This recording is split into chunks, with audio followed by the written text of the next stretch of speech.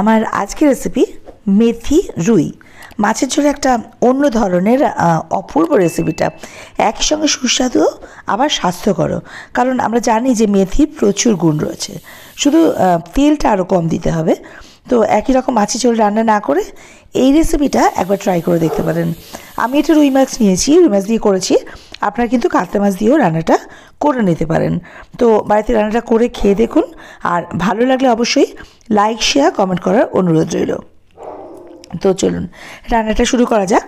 আমি এখানে রুই মাছ 4 পিস নিয়েছি আর কি। মোট এখানে আমার ওই 470 গ্রাম মতো ওজন হয়েছে।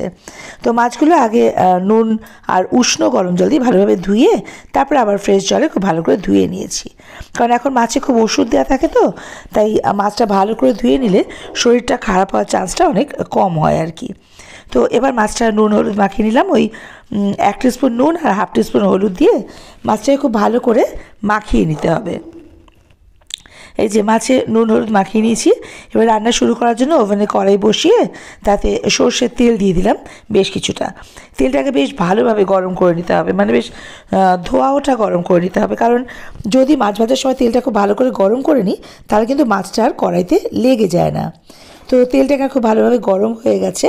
এবারে ফ্লেমটাকে মিডিয়ামে করে ওই নুন হলুদ মাখিয়ে রাখা মাছগুলো একে একে দিয়ে দেবো। মিনিট 2 থাক মিডিয়াম ফ্লেমে একটা সাইড। এবার হালকা ব্রাউন কালার ধরে নিলে মাছগুলোকে উল্টে দিয়ে অপর পাটটা ওরকম আবার ওই মিনিট 2 রেখে দেবো। এভাবে উল্টে পাল্টে মাছটাকে কিন্তু হালকা লাল করে ভেজে নিতে হবে। খুব কড়া ভাজার দরকার নেই মাছটা। এই যে দেখুন, আবার একদম হালকা ভাজলে চলবে না কিন্তু। এই যে 2 সাইডটা দেখুন একটু হালকা লাল করে ভেজে নিয়েছি। এবার মাছগুলো তেল থেকে তুলে নেব। এই যে দেখুন মাছ ভাজাগুলো তুলে নিয়েছি। এবার বাকি তেলটা দিয়ে রান্নাটা সেরে ফেলবো। তার জন্য আমি নেব এখানে রসুন কুচি আর আদা কুচি। মানে আমি এখানে 5 গ্রাম মতো আদা নিয়েছি, আর ওই 1 টিস্পুন হচ্ছে আদা কুচি। আদাটা গ্রেট করে নিয়েছি, আর 4টে রসুনের কোয়া কুচিয়ে নিয়েছি। ফ্লেমটাকে একেবারে কমিয়ে দিয়ে এর মধ্যে আমি ফোড়ন দেব মেথি। যেহেতু রুই মেথি, তাই মেথির একটু বেশি লাগবে। 1 টিস্পুন মেথি দিলাম, কিন্তু খেয়াল রাখবেন ফ্লেমটা কিন্তু একদম কমিয়ে দিতে হবে। কারণ মেথিটা যদি পুড়ে যায় তাহলে পুরো তেতো হয়ে যাবে রান্নাটা। মেথি দেওয়ার সাথে সাথেই ওই আদা রসুন কুচিটা দিয়ে দেবো। এইবারে এগুলো কয়েক সেকেন্ড একটুখানি নাড়াচাড়া করে নেব। আমরা কিন্তু মেথির ফ্লেভারটা চাইছি, কাজে মেথি পুড়ে গেলে মুশকিল। ওই জন্য ফ্লেমটাকে একদম লোতে রেখে এই কাজটা কিন্তু সেরে ফেলতে হবে। মেথি দিয়ে এই রসুন আর আদা কুচিটা একটু নাড়াচাড়া করে ভেজে নেব কয়েক সেকেন্ড একটুখানি ভাজা ভাজা করে নিয়ে এইবারে এর মধ্যে আমি দিয়ে দেবো পেঁয়াজ বাটা।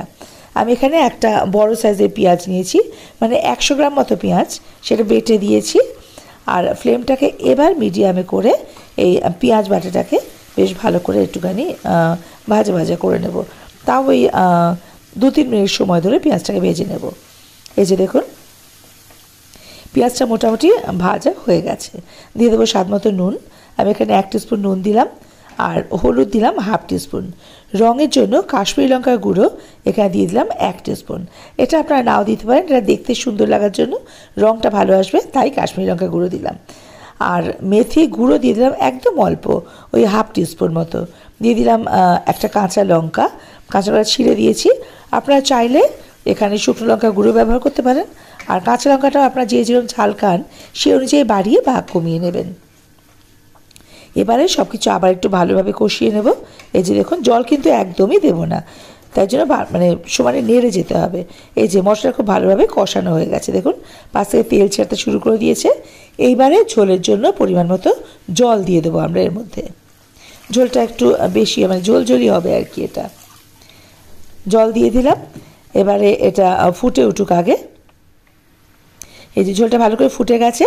এবার এটা ঢাকা দিয়ে মিনিট 2 রেখে দেবো মিডিয়াম ফ্লেমে। মিনিট 2 পরে ঢাকাটা খুলে নেব। দেখুন ঝোলটা একটু ঘন হয়েছে আগের থেকে। এই যে মশলাগুলো ঝোলের সঙ্গে খুব ভালোভাবে মিশে গেছে। এবার ভেজে রাখা মাছগুলো এই ঝোলের মধ্যে দিয়ে দেব। আবারও মাছটা ঝোলের মধ্যে একটু ভালো করে মিশিয়ে দিয়ে ওই ঢাকা দিয়ে মিডিয়াম ফ্লেমে রেখে দেবো আরও মিনিট 2 পরে ঢাকাটা খুলে নেব। মাত্র সেদ্ধ হওয়ার জন্য ঢাকা দিয়ে রাখা আর কি। এবারে একটা পিঠ তো নরম হয়ে গেছে। এবারে মাছগুলোকে এবার উল্টে দেব। উল্টে দিয়ে এবারে ওপর থেকে টমেটো কুচি ছড়িয়ে দেব। আমি এখানে একটা ওই মাঝারি সাইজের টমেটো কুচিয়ে নিয়েছি ভালো করে। টমেটো কুচিটা ছড়িয়ে দিলাম আর দিয়ে দেবো মেথি, কসুরি মেথি। কসুরি মেথি আমি এখানে ওই 1/2 টিস্পুন মতো নিয়েছি। এবার ওপর থেকে কসুরি মেথি ছড়িয়ে দিয়ে আবারও ঢাকা দিয়ে আরও মিনিট 2 রেখে দেবো। মিনিট 2 পর ঢাকাটা খুলে নিলাম, দেখুন মাছগুলো কিন্তু ভালোভাবে নরম হয়ে গেছে। এবারে ফ্লেমটাকে হাইতে করে দেবো। হাইতে করে এটা ওই মিনিট খানেক ভালোভাবে ফুটতে দেবো। মিনিট খানেক ভালোভাবে ফুটিয়ে নিলে হবে কি, ঝোলের ঘনত্বটা খুব সুন্দর আসবে। এই যে দেখুন, এটা খুব ভালোভাবে ফোটানো কমপ্লিট। এবার ফ্লেমটা অফ করে ঢাকা দিয়ে স্ট্যান্ডিং টাইম আরও মিনিট 2 মিনিট পরে ঢাকাটা করে নিলাম। দেখুন রেডি আমাদের রুই মেথি। অপূর্ব লাগে রুই মেথি খেতে। তো এটা কমপ্লিট। এবার এটা সার্ভিং বলে নামিয়ে নেব। এই যে বাড়িতে কিন্তু অবশ্যই এই রুই মেথিটা একবার রান্না করে খেয়ে দেখবেন, একদম ইউনিক রেসিপি, ভীষণ সুন্দর লাগে এটা খেতে। আর রেসিপিটা আপনাদের কেমন লাগলো আমাকে কিন্তু অবশ্যই কমেন্ট বক্সে জানাতে ভুলবেন না। ভালো লাগলে অবশ্যই আমার চ্যানেলটা সাবস্ক্রাইব করে আমার পাশে থাকার অনুরোধ রইল। আর বেল আইকনটা ক্লিক করে দেবেন, তাতে করে আমি কোনো নতুন রান্না আপলোড করলে তার নোটিফিকেশানটা সবার আগে আপনাদের কাছে পৌঁছে যাবে। রেসিপিটা সম্পূর্ণ দেখার জন্য আর আমার পাশে থাকার জন্য অশেষ ধন্যবাদ।